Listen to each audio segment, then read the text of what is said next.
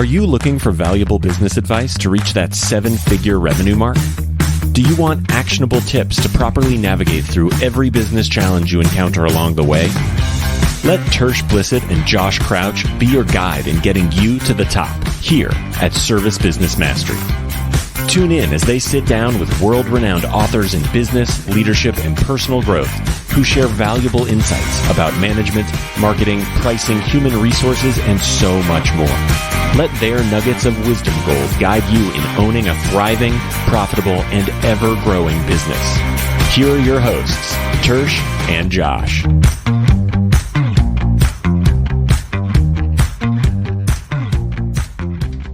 Hey there, welcome back to the Service Business Mastery Podcast. I am one of your hosts, Joshua Crouch. Tersh has a scheduling issue, so he will not be with us on this episode. And I have already screwed things up badly on the back end that nobody's going to see. I've kicked Nick out of our stream at least once. Hopefully I don't do it again. But we have an exciting episode today, and it all revolves around data. Now, if you're in any of these Facebook groups or you have any business coaching for your business, you know data is important for you to run your business, because otherwise you're flying blind.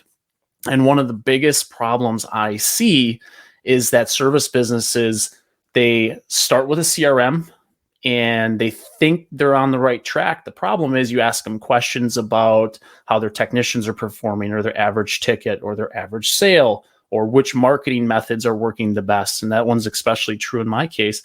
And I get a lot of answers that they feel like this is working, or they feel that's not working, instead of actually knowing. So I reached out to Nick, who's our guest today, and he's going to talk about how Datacube solves this problem by connecting to your CRMs. So with that being said, if you are watching this live, drop your comments. We will get those questions and comments answered live on the show. Otherwise, here is Nick. Welcome, Nick. Thank you, man. Thank you for having me. Sorry for kicking you. Like I said, this is my first time doing the stream stuff, so I had a feeling I would do something wrong, and I did. All good, man. So with that being said, Nick and I were talking a little bit before the show, and he's got a lot of experience on the data end of side and a lot of education. So Nick, why don't you take us with your background? Tell us a little bit about yourself and a little bit about what is it, data or Datacube, or does it matter? Tomato. I'm not even sure myself. Okay. We'll call it data. We'll call it Datacube then. I feel more comfortable that way. So a little bit about yourself and about Datacube and what the mission is. What are you guys trying to accomplish? Okay. So for myself personally, I'm really just trying to help business owners. Really, that's what it boils down to. So the avenue I found to do that was data, because when I was in college, basically, I wanted to be, as I was telling you, like an entrepreneur, but I wanted to be able to speak the language of technology, so I could have, conversations with programmers and know where you go. I'm sorry, I was just reading the comment, and know, how to have those conversations specifically. And so basically, I got a certification in data processing, gathering, and visualization from the University of Michigan. Shout out Coursera.org. Highly recommend it for learning. And so basically that inspired me to minor in computer science and then major in my professional selling track as I did. So I was basically just looking for an avenue, as I told you, to be able to combine those, to be able to speak to business owners and be able to help them solve problems when it comes to data, because I know that's like a huge thing in the future economy of being able to parse big data. So that's my background. I've been with the company like 10 months now. We've come a long way, got, many additions and iterations and updates and all sorts of stuff going on in that time. And then as far as Datacube, basically where we've come, it originally started with Ishmael. I'm sure everyone watching is familiar. He was trying to get some dashboards made, and long story short, hired some programmers to do it. Wasn't what he thought the final deliverable would be or should be. So he was just venting one day to one of our other owners. And he was like, hey, I got some programmers and designers in my company. Let me see if I can help you. And year and some change, a couple thousand programming hours later, here we are, full-fledged data visualization company. So basically what we set out to do was make businesses' data more easily digestible, not so overwhelming, and customizable. So it's really, the point is to not give you some, Warren Buffett kind of spreadsheet that you have to parse through all day, but really just to show you exactly what data points you need to know so that you can at a glance know exactly what's going on with the different parts of your business and be able to make better decisions based off of that. So we'll touch on that topic that you just mentioned, the data points that it pulls. So what do you guys focus on? Because there's a lot of data. Most CRMs these days, you can literally pull an endless string of just stuff, and you won't know what probably 70% of it is. So what do you guys focus on? Yeah, so we focus on what business owners tell us that they focus on. So that's really the bottom line. So originally we built kind of an out-of-the-box dashboard model based on what Ishmael wanted. And so that's kind of how we structure it now. But then basically anytime I give a demo, I'll say, okay, well, what is important to you? What are you guys trying to dial in on this year? What goals do you guys have? And I get a wide variety of answers. I will get people who are trying to focus in on average tickets or memberships or reviews or whatever the case. And so it's really just whatever people are focused on. There's all sorts of things. I don't want to, we have NDAs. I don't want to give away their secrets, but all sorts of stuff that you wouldn't even think of if you weren't in that business is important to people. So as long as it's important to them, it's important to us. And we take those endpoints and show it to them any which way they want to see them. Yeah, and now my understanding is you guys connect to several very well-known CRMs. Do you want to kind of go through the list just that way in case someone's listening and be like, oh, you guys connect with the CRM I use? Absolutely. So currently we have connections already made to Service Titan. Obviously, that's the big monster in the room in the best way. House Call Pro, PulseM, Podium, QuickBooks, Intact, CallRail, CallFire. What was the price book? I always forget. Op Manager. And then basically, long story short, we can connect to any system with an API is kind of the long story short of it. As you might imagine, I've gotten all sorts of softwares that I've heard of since I started doing this. And I've come across like 2 or 3 that don't have an API. So as long as it has an API, as long as the software's in the 21st century, you should be good. I was going to say, if you have software or a CRM that you're paying for and it does not have an API connection, find someone else. Right. I hate to say that because there's probably some good companies out there, but if they have not kept up with open sourcing their information so you can take that information and work with something else, you're not living in 2021. Right. Exactly. And I think that's what you guys do really well. And obviously you guys have a gentleman that does a really good job of promoting you guys with his slick, was it 6 or 8 monitors he has in his office that he shows. Yep. So from the limited stuff that I've seen, it looks like most of the data, at least the important data points that people concern themselves with, would be like sales leaderboards, marketing attribution, maybe reputation management as far as who's getting reviews, CSR scorecards. Is there anything else that you guys really focus on, or you see that's like a really popular thing that people want to track? Yeah. So all of those, that's absolutely, we have dashboards for all of those, and then more technicians, financials, all sorts of stuff. So it's really, but also those are just our out of the box ones, as I kind of attributed to or alluded to. We've gotten all sorts of requests for custom boards, whether it's as simple as memberships, if that's something important to them, or 0 ticket explanations as far as why 0 tickets are happening or why they're not meeting certain sales thresholds, or just automating extremely complex and man-hour consuming Excel sheets that people have had for a while and turning them into live dashboards so that people don't have to keep spending man hours on that in 2021, So again, Sure. It's really whatever business owners are valuing at the moment. That's really ultimately. So even though, because I'm most familiar with Ishmael and his pictures, and I think Stacy 4 does a good job because they love the color green like I do. Yep. So that one really, and you guys do, of course, too. Of course. So it seems like at least those are the ones I've seen, but you guys can custom create pretty much anything for dashboards. Is that fair to say? Yeah, that's absolutely true. So it really is, again, just whatever up to a business owner wants. There was a comment that if like, what about CRM? That's like Salesforce for smaller businesses. Absolutely. So again, whatever a business owner wants to see, whether that's a different CRM, as long as it has an API again, or a certain dashboard or a certain KPI or a certain conditions on certain KPIs, if they don't want it to include certain things or only include certain business units or whatever, we do all of that. So it's really just custom tailored to whatever business owners are valuing at the moment.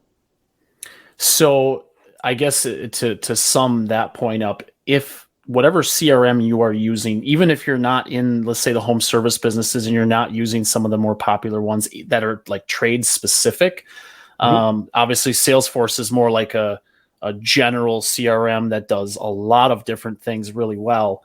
Right. It's kind of like the Service Titan outside of Service Titan, if that makes any sense. Yeah. So they have a lot of different functionality, but they serve a lot of industries and can be kind of custom made.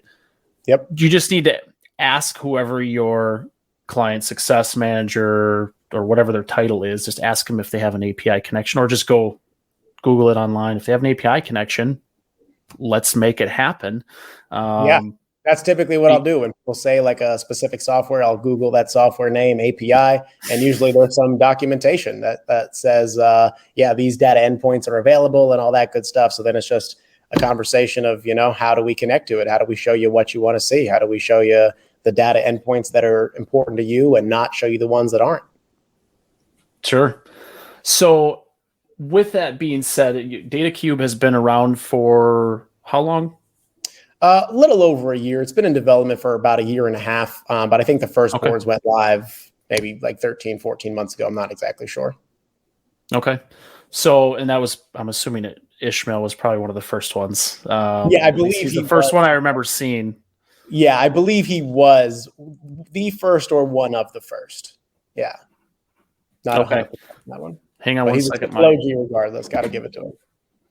Sorry about that. I knew something weird would happen. My headset died midstream. Oh, all good. So we are adjusting on the fly here. Yeah, love it. So what's been the feedback? So obviously, as a startup company and especially a technology company that sorts data, makes it into nice, essentially like an aesthetically pleasing view. What has been the feedback from contractors and people that have started with you guys? Because you're the client success manager, so I'm assuming you hear feedback, good and bad, more often than most. Absolutely. Yeah, absolutely.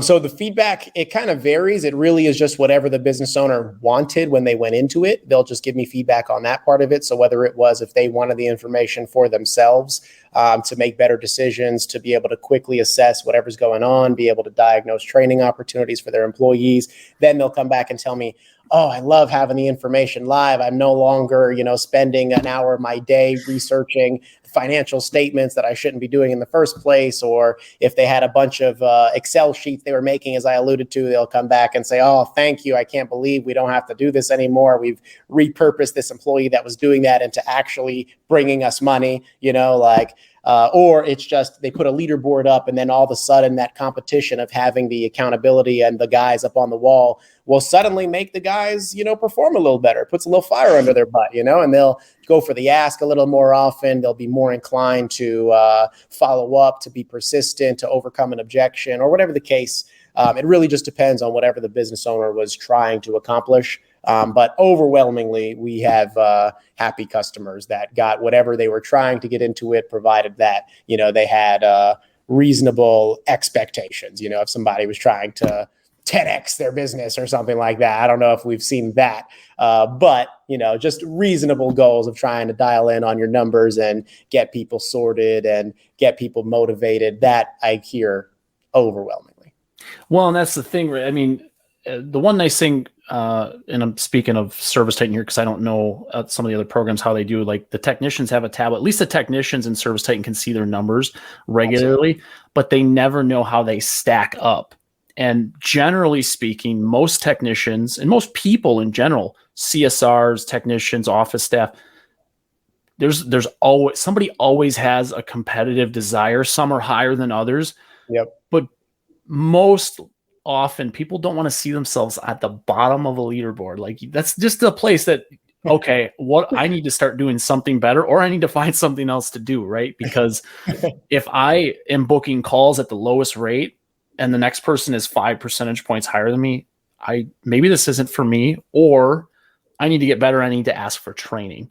And that's where I see this as a super efficient way to just look at a dashboard, see what's going on, and make business decisions. So that way, like you said, you're not the days of going through Excel, 1,000 Excel spread or 1,000 rows on a spreadsheet and trying to decipher data and then taking that and making like a bar chart or something.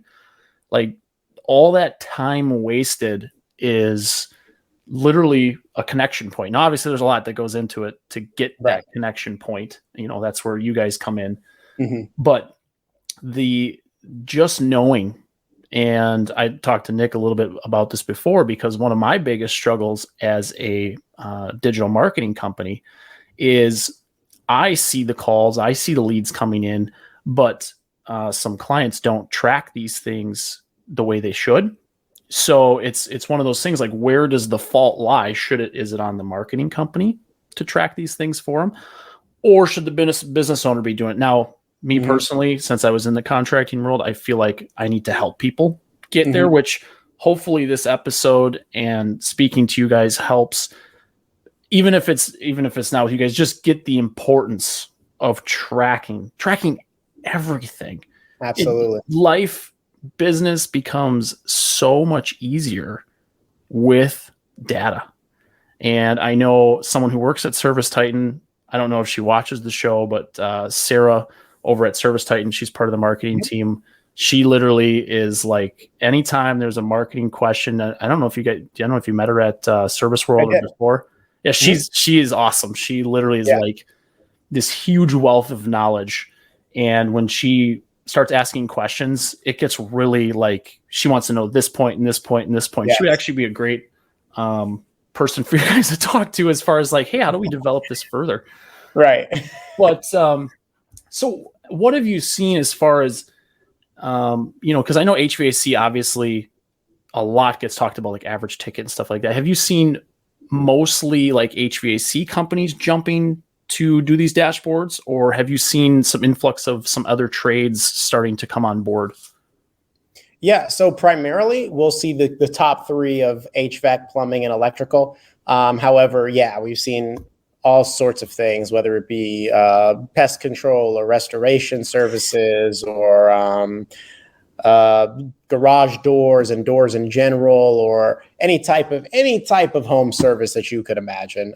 We have seen it really is just a matter of being able to dial in on exactly what's important to them, again, in their industry, and be able to show it to them in a way that is, again, actionable and useful, right? So we've seen all sorts of things, and we're always open to new verticals. I don't think I could speak too much on which ones we've had little conversations with, but every industry now has this problem of they have so much data, and what do you do with it? How do you actionably capitalize on it? How do you actually parse it so that it's not how like the return that you get from parsing through it outweighs the cost of actually having to parse through it. Every industry is facing that problem right now. So it really is just a matter of being able to dial in on what exactly in that industry or vertical is important to them, and then getting like the, not to name dropping too much, but the Ishmael equivalent to be able to give us a framework of exactly what is important to them, and then be able to, let us in that industry. Sure. Yeah. And I like I said, this, and you think about it from a company culture perspective, like I'm sure there's owners out there that they think, well, I don't know if my people want everyone to see their numbers, but it's also it can be a transparency thing, right? Right. My question to you would be, have you seen that having these easy to use dashboards has led to some of your guys' clients using that as like a reward system of sorts? Like if we show reviews or we show like CSR booking rate or some data point that they deem important, use that as a way to, let's say, hey, we're going to bonus employees that get above this threshold or their top 3 or whatever the case is. Have you seen that becoming a trend? I have. Yeah, overwhelmingly. So as an example, at Service World, and he's an open book. I know he wouldn't care if I tell the story. So Ishmael was telling me how what he'll do is he'll check his average service ticket at certain points of the month, and he knows obviously at what point it becomes profitable and unprofitable. So if it's below a certain point, he'll do a little group chat with the guys and say, hey, I noticed it's a little low this month. If there's anybody who, feels like being the guy, if you have the highest average ticket this month, I'll give you $1,000 in cash. And then everyone, his guys are, well compensated as is. So it's not like they're like trying to get that $1,000 so much, but also the recognition, that competition, as we were alluding to, like me, myself, I'm incredibly to a fault competitive, so it's like a thing that people like me, like I want that recognition. I want to be the number one. I don't want to be last. I can't, that's not even a thought to me of being last. So it like will encourage the guys to go for the ask, whether it be on memberships or on an upsell or a turnover, to try to push it that little extra mile, overcome that objection a little harder, come back once more where they otherwise would have given up, or whatever the case. It really does encourage people to just be their best, because if you're in a competition where only the best survive or the best thrive, you got to step up to the plate. Yeah. Well, and I go back to the last company that I worked with. We had Service Titan, and as the person who was in charge of the marketing and a lot of the operations stuff internally, I would run reports on Monday morning to get similar information so I could kind of pass it out. But the problem is I had to run the reports, or I had to manually count this or that, even with Service Titan, because there's like 800,000 reports inside of Service Titan to try. And, you can customize them all, but it's one of those things that it's still kind of like the old days where you put everything on a spreadsheet. It's overload. I usually had like 4 or 5 reports. So like, these are my go-tos. Like I need to know the campaign summary, CSR booking, technician average ticket type stuff. Yep. But using that and putting that up at a shop where everyone can see it, there's no bias, right? Just because this guy's always talking to the service manager, this one's always talking to the call center manager, like there's no favorites. Like this is just purely data driven, purely based on if you're good at your job, if you're good at meeting certain criteria. And I think what's really beautiful about putting that out there is you can put multiple data points. Like not everyone's going to be the best selling technician, but they may be the best at getting reviews or the best at memberships because people trust them. And having multiple competitions within your business is going to allow for multiple people, hopefully, to win. Which just brings that culture where everyone's like excited to come to work. Because as soon as they sell a membership, it's that whole excitement, that adrenaline high.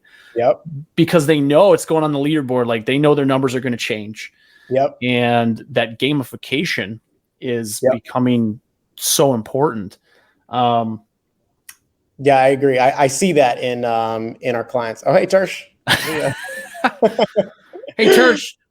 I haven't burnt anything down. That's funny. I definitely see that in our clients. They'll not only like use it for, as you were kind of talking about, if a guy is good at this or not that, it's also like a training opportunity to be able to identify everyone's strengths and weaknesses. So I know Ishmael, again, in particular, he'll have the TVs in like the specific training rooms. So his managers will go in to have meetings, and they don't really even need like a preset like agenda. They just go look at the board and see, you need to work on this. This is low generally, or whatever the case. So you can identify those training opportunities, and then as an extension of that, you'll be able to set people up with proper training, or whether it's like a one-on-one, or you set them up with, you can identify who your strong links are, and you get your weak links set up with them, maybe in a shadowing situation or something. So that is something that I do hear a lot as far as the feedback on our board. So training opportunities and being able to reward people for their strengths and lean into their strengths. Huge thing. Yeah. And to play off that point, obviously training, I mean, everybody knows there's a shortage of skilled trade workers. So again, having the data at your finger points where you don't really have to even come up with the new training topic of the week, because you can just talk about what happened last week on a board. Exactly. And you don't have to prepare and do all these other things that, again, save you time. Maybe they save you money because you can hone in on certain things instead of hiring a consultant. I just think that, and I'm assuming you guys, since you're a data company, agree that this is like data and easy to use actionable insights. This is the future of business in general. I mean, is there anything, I know there's certain things you probably can't tell us. Is there anything coming in the future that you can share with us about Datacube? Oh boy. You can be careful. Yeah. Don't worry. You don't have to. I'm summoning my inner lawyer. Don't worry. Basically, we're working on just moving with the technology, just trying to get more adaptive. We're looking at some things as far as like artificial intelligence and being able to take certain things into account for projecting and all that good kind of stuff. And then as well, just being able to serve our clients' needs better. So we're starting to hear people who have like multi-locations a lot more. So we're working on organizing our data to be able to accommodate those people. And then, yeah, just being able to do what we do, but in a better, more adaptable way. Because ultimately that's what the technology space is all about, is just being able to adapt to the moment and rise to the occasion and fit the needs of whatever the moment calls for. Do you guys have the capacity now? And I know NextGen has multiple locations as well as many other businesses. And this is becoming, it's becoming a popular trend even from the marketing side because of the way Google's algorithm is on the local side of things. Yep. Can you guys split the data right now as is between like location 1 versus location 4? So that way you have separate data at those branches, but also like an overall company dashboard, let's say at headquarters. Absolutely. Unequivocally. Absolutely. Okay. So you guys can actually take that wherever the data points are and separate them so they can compete locally. And then they, like, obviously we're talking, some of these companies are getting very big. They can compete locally, but they can also compete regionally, nationally, whatever the case is. Absolutely. Yeah, 100%. We are. It's again all up to whatever the business owner or the franchise head is, whatever trying to accomplish. But in any way, that's kind of what we specialize in. However you want to see data, however it is useful to you or the business owner, that's what we do. That is very cool. Where should we? If people want to get a demo, is the best place your website? Yeah, it's datacube.ai. There's a little button right at the bottom that says request a demo. As of now, you do need an NDA to get a demo because we go through Ishmael's build out. So obviously that is like real business's information. But we're working on filing a patent soon. And so at that point, I don't think we're going to be doing or requiring an NDA at that point. Sure. But for now, it's just a simple little 10-question form, kicks you over a little NDA to sign. Just put your John Hancock on that. Then I verify it, get you a demo. Awesome. And what is, as far as, so let's say someone gets to that point, let's do this. What is the setup time like? Like what is the time frame from the time they say yes to the time where, hey, I got actionable data that I can do something with? Absolutely. So if they're working with softwares that we've worked with already, the big Service Titan, House Call, Podium, QuickBall, that good stuff, typically about 3 to 4 weeks is our turnaround time right now. Okay. That might change in the future, be a little less. If you have any like heavy customizations, might be a little longer, but generally 3 to 4 weeks. Okay. So 3 to 4 weeks if it's probably the bulk of who you guys work with now. If it's something custom, maybe up to like 2 months, something like that, just so people are aware if they're looking to get data before a certain time of season or something like that, they can have it up and running by this date if they wanted to. Yeah, absolutely. Usually even customizations, typically not more than 6 weeks. It really is just a matter of being able to make the initial connection and then tie together whatever data points that they're trying to tie together. So usually 4 weeks for out of the box. I say 6 weeks for custom work. Okay. So there you have it, guys. So if you guys, anyone listening to this or anyone watching, it's worth spending a little bit of time to at least see what this could do for you, so you can imagine what your company may look like. because not only is the data important, but the culture of your company is super important, and you can help fix these things and even weed out some bad apples. People, maybe they don't want to be a part of this and they just, it's just not their thing. Weed them out now before it's a problem later. So really thankful for you coming on the show, Nick. I know this was your first podcast, which just happened to be my first full-time hosting without Tersh to fall back on. So I think we knocked it out of the park. Yeah, I think we did all right. Nothing burned down. I only kicked you out once. All good. No, I appreciate you having me, man. I think this went well. I enjoyed it very much, actually. Yeah, that was awesome. I really appreciate it. And if you guys need any more information, go to Datacube. And now they're fancy. They're a software company, Datacube.ai, not .com. So just keep that in mind. Yep. Until next time, we'll see you guys later. Thank you for listening to this episode of Service Business Mastery. Now that you are equipped with essential business advice from this impactful conversation, you are one step closer to becoming the successful owner of your dreams. If this episode has been helpful to your business journey, don't forget to subscribe to the show, leave a rating, and share it with other owners as well. Visit servicebusinessmastery.com to learn more.